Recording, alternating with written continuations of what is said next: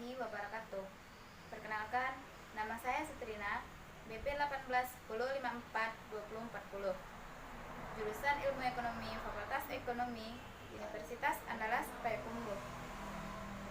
Pada video kali ini saya akan menjelaskan tentang soal bank dan lembaga keuangan lainnya, yaitu dengan menggunakan mata tertutup. Karena perintah soal ujian akhir semester dengan mata kuliah bank dan lembaga keuangan lainnya yaitu menjawab secara lisan menggunakan konten YouTube dengan menggunakan mata tertutup.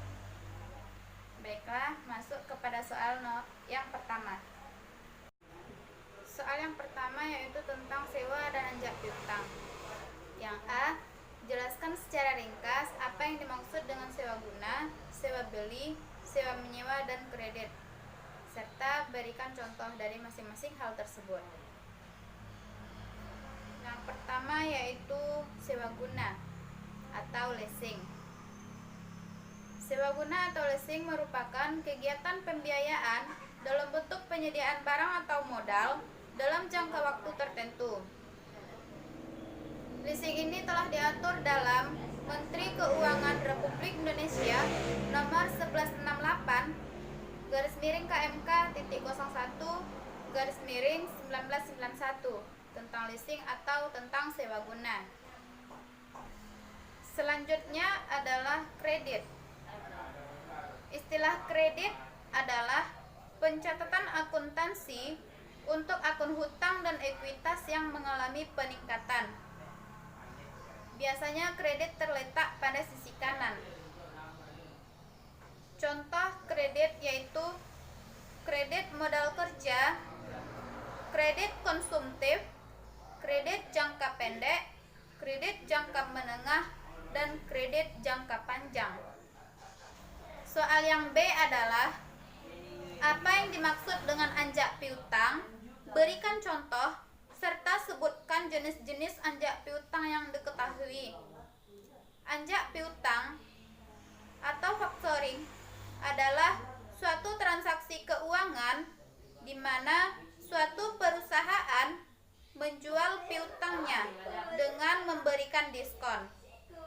Salah satu perusahaan anjak piutang di Indonesia yaitu Aditama Finance, di mana Aditama Finance ini merupakan suatu perusahaan yang telah datang dengan solusi factoring atau anjak piutang, di mana perusahaan ini siap memberikan solusi atau siap memberikan bantuan atas pembiayaan.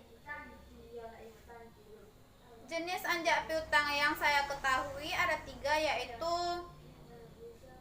full service factoring, maturity factoring, dan finance factoring.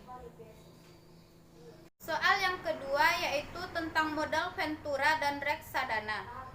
Pertanyaannya, apakah PNM termasuk ke dalam modal ventura? Jawabannya yes. Mengapa?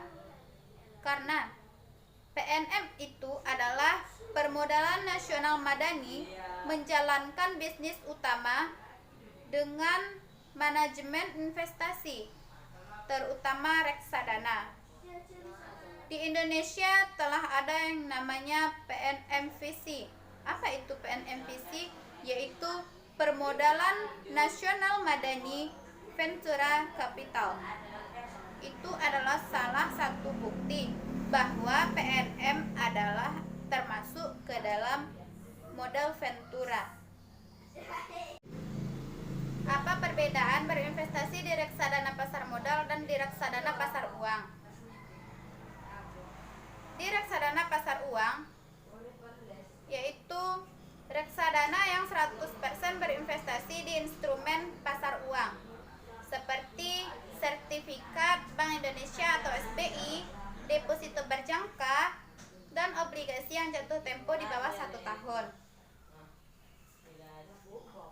Perbedaannya dengan berinvestasi di reksadana pasar modal, yaitu sebagai wadah atau tempat penghimpun dana dari masyarakat pemodal untuk berinvestasi dalam bentuk saham, obligasi, deposito yang dikelola oleh manajer investasi. Apa keuntungannya berinvestasi di reksadana? Keuntungannya yang pertama yaitu keuntungannya tinggi, yang kedua diversifikasi resiko, yang ketiga dikelola oleh manajer profesional, yang keempat investasinya sangat kecil, bisa 10.000, yang kelima jual beli online. Soal yang ketiga yaitu tentang asuransi. Bagaimana pandangan saudara tentang sistem asuransi yang ada di Indonesia? Sebutkan minimal 2 jenis asuransinya. Di sini saya memilih asuransi pendidikan dan asuransi bisnis, di mana asuransi pendidikan ini yaitu alternatif yang paling penting dan solusi yang paling penting untuk anak, yaitu untuk pendidikan anak. Di mana asuransi pendidikan ini tergantung dengan pendidikan anak tersebut. Mengapa asuransi pendidikan sangat penting? Karena biaya pendidikan saat ini sangat tinggi. Maka oleh karena itu orang tua menginginkan pendidikan anaknya lebih baik. Dengan demikian, maka banyak orang tua yang mendaftarkan anak di asuransi pendidikan karena pentingnya pendidikan saat ini. Yang kedua yaitu asuransi bisnis. Asuransi bisnis ini berlaku untuk semua karyawan bisnis. Misalkan ada kecelakaan atau kerusuhan dan lain sebagainya dalam bisnis tersebut. Yang kedua yaitu apakah asuransi dibutuhkan pada atau meningkat pada pandemi ini? Ya, pada pandemi ini asuransi sangat melonjak tinggi karena masyarakat mengkhawatirkan dirinya terkena penyakit, dan banyak juga di Indonesia telah memberikan keringanan atau asuransi kepada yang terkena pandemi atau yang terkena COVID-19. Soal yang keempat yaitu tentang pasar modal dan fintech.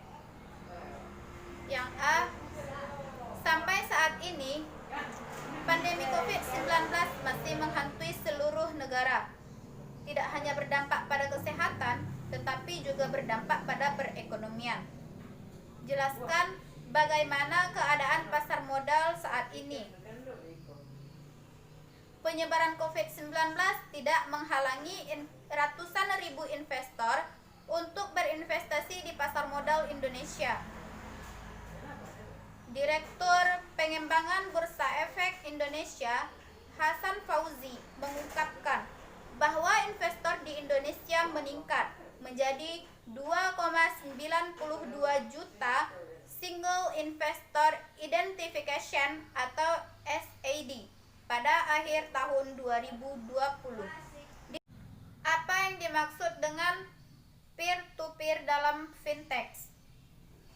Peer-to-peer dalam fintech adalah penyelenggaraan pelayanan jasa keuangan yang mempertemukan pemberi pinjaman dengan penerima pinjaman untuk melakukan perjanjian pinjam-meminjam dalam sistem elektronik dan menggunakan jaringan internet. Soal yang kelima yaitu tentang dana pensiun. Apa yang dimaksud dengan dana pensiun? Dana pensiun adalah suatu badan hukum yang mengelola dan menjalankan suatu program yang menjanjikan program pensiun. OJK mengatakan program pensiun dan investasi pada saat pandemi ini semakin meningkat. Alhamdulillah, saya telah menyelesaikan tugas saya dan saya telah menjawab soal dari nomor 1 sampai soal nomor 5. Semoga saya mendapatkan nilai yang bagus, yaitu nilai A dari dosen saya. Dan terima kasih kepada penonton setia, jangan lupa like. Saya Strina pamit undur diri. Assalamualaikum warahmatullahi wabarakatuh.